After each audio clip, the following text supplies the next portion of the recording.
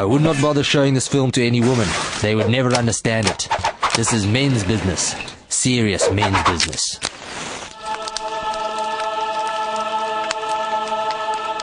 Mac was at the braai, and Stu was at the braai, and I was at the braai.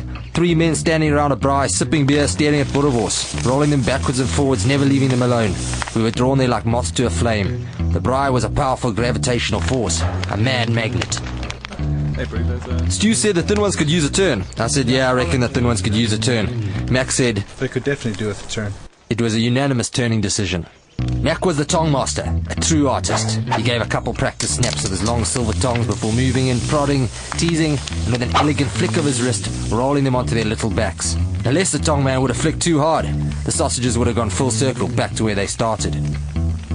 Kevin was passing us. He heard the siren song sizzle of the sausages. The braai was calling, beckoning.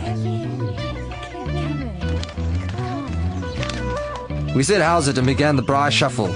Mac shuffled to the left, Stu shuffled to the left, I shuffled to the left, Kevin slipped in beside Stu. We sipped our beers.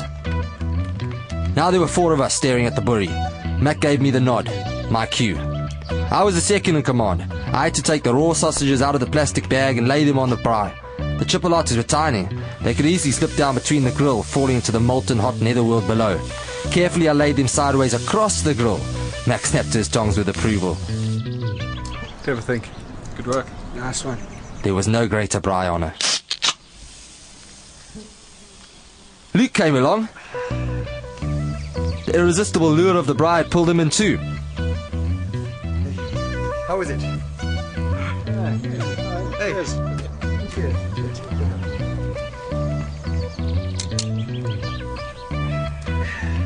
Stu was the fork pronger. He had the fork to prong the tough hides of the Free State's finest boerewors, and he showed a lot of promise, stabbing away eagerly, leaving perfect little vampire holes up and down the skins. You know, I'd have thought they'd have cooked a lot better if you didn't keep poking. In the silence you could have heard a chipolata drop. This newcomer was a rabble-rouser, bringing in his crazy ideas from the outside. He didn't understand the hierarchy. First the Tong Master, then the boerele, then the fork pronger. Everyone below was just a watcher. I'll just, Maybe eventually they'll move up the ladder, but for now, don't rock the Weber. Then Wendy came up. Smells good, guys. She was trying to jostle into the circle. We closed ranks, but she was keen, heading for the only available space, out there on the other side.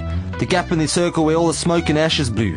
Nobody could survive the gap. Nobody had ever survived the gap. Wendy was going to try. She stood there stubbornly, smoke blinding her eyes, ashes filling her nostrils, sausage fat splattering all over her arms and face until she could take it no more. We sipped our beers.